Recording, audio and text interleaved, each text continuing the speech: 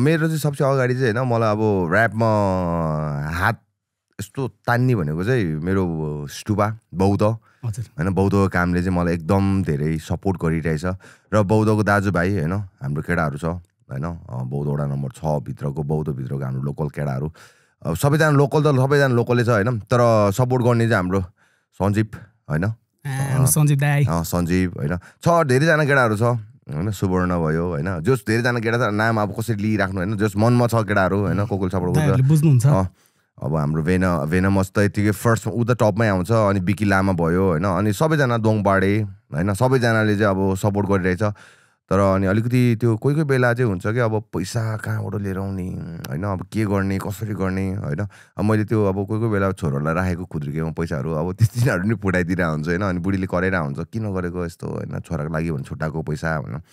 अनि तर मेरो सपना सबसे अगाडि मेरो सपना भनेको चाहिँ मेरो अब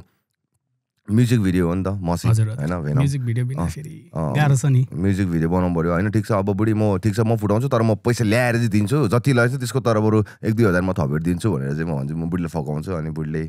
रिसाउँछ एकछिन रिसाउँछ तर बुढीले नि बुझ्छ नि त किनकि उसले हरेक म्युजिक भिडियो मलाई सपोर्ट गर्छ क्या तर अनि त्यो उसलाई मनमा लागेको कुरा चाहिँ छोराले राखेको पैसा फुटाउँदा अलिकति मनमा न्यास्रो पर्छ नि त होइन बरु उसलाई मेकअप किन्ने पैसा हुन्छ नि अब त्यस्तो त किन्दैन तर उसको लागि सेभिङ राखेको पैसा उसले त्यो चाहिँ दिन्छ मलाई तर अनि जस अब at the end of the day लास्टमा त्यो छोराकै लागि हो होइन त्यहाँबाट आए पनि लास्टमा त्यहीँ जम्मा हुने हो त्यो चाहिँ हो जस ठिक छ सबै राम्रो छ जस दिदी जस्तो सपोर्टिभ पाउनु भनेको एकदम भाग्यमा लेख्नु हो एकदम सबैजनाले पाउँदैन त्यस्तो सपोर्टिभ अनि लास्ट टाइम सुटमा होला दिदी आफैले भन्नुहुन्थ्यो क्या तपाईँलाई होइन हकसक गर्नु यस्तो होइन मोडल छ अब यत्रो खर्च गराएको छ होइन